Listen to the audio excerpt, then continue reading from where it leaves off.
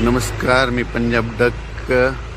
आज आहे 15 मे 2025 आणि राज्यातल्या शेतकऱ्याला सांगू इच्छितो की 15 पासून तर 30 मे पर्यंत पावसाळ्यासारखा पाऊस पडणार आहे, म्हणून हा अंदाज लक्षात घ्यायचा. पूर्व विदर्भ, पश्चिम विदर्भ, दक्षिण महाराष्ट्र, उत्तर महाराष्ट्र, कोकण पट्टी, खानदेश, मराठवाडा सगळीकडेच पडणार आहे. म्हणजे आतापर्यंत तुम्ही उन्हाळ्यामध्ये इतका पाऊस कधीच पडला नाही, असा पाऊस हा राज्यात पडणार आहे, म्हणून हा अंदाज लक्षात घ्यायचा. म्हणजे काही काही ठिकाणी ओढे नाले वाहतील, काही नद्यांना पाणी देखील येईल, म्हणून असा पाऊस पडणार आहे, म्हणून हा अंदाज लक्षात. म्हणजे 15 मे पासून ते 30 मे पर्यंत शेतकऱ्यांना माझी विनंती, तुम्ही काय करा, तुमची शेतीची कामे करून घ्या. कांदा असेल तर काढून घ्या, पाऊस उघडण्याची वाट पाहू नका. हळद असेल तर तुम्ही हळदीचे शिजवून वाळू घालून झाकून ठेवण्याची तयारी ठेवा.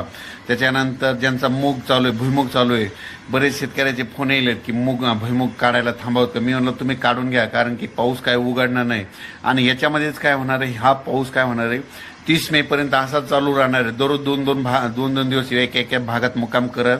आणि 30 मे नंतर काय होईल, परत मान्सूनचा पाऊस येईल, 1 जून लगेच मान्सून याच्यामध्ये इन्व्हॉल्व्ह होऊन जाईल. म्हणजे याच्यात सामोन जाईन. जूनच्या पहिल्या आठवड्यात यंदा मात्र मिरगी पेर होण्याचा चान्स आहे, म्हणून हे सगळ्यांनी लक्षात द्यायचं. आणि राज्यातल्या शेतकऱ्याला सांगू इच्छितो की म्हणजे यावर्षी 15 मे ते 30 मे दरम्यान मान्सून पूर्व पाऊस चांगला कोसळणार आहे, म्हणून हा अंदाज लक्षात द्यायचा. सांगायचं झालं तर हा पाऊस बीड जिल्ह्यात खूप पडणार आहे. बीड जिल्ह्यातल्या शेतकऱ्यासाठी आनंदाची बातमी.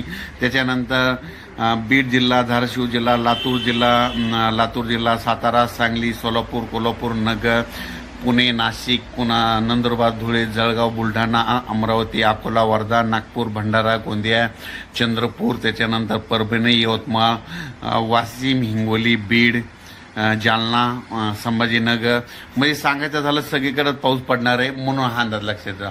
त्याच्यानंतर बीड जिल्ह्यासाठी आनंदाची बातमी.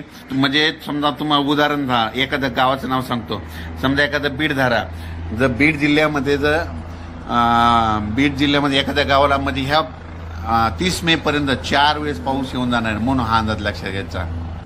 ऊसवाल्या शेतकऱ्यासाठी आनंदाची बातमी. तुमच्या ऊसाला या 30 मे पर्यंत तुमच्या ऊसामध्ये 4 वेळेस पाणी साचल सऱ्यामध्ये, म्हणजे 4 वेळेस तुमच्या ऊसाच्या सऱ्यामध्ये पाणी साचल, म्हणून तुमच्यासाठी आनंदाची बातमी.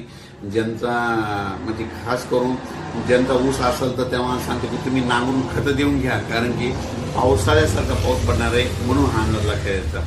अचानक वातावरण बदल झाला तर लगेच एक निश्चित दिला जाईल. धन्यवाद.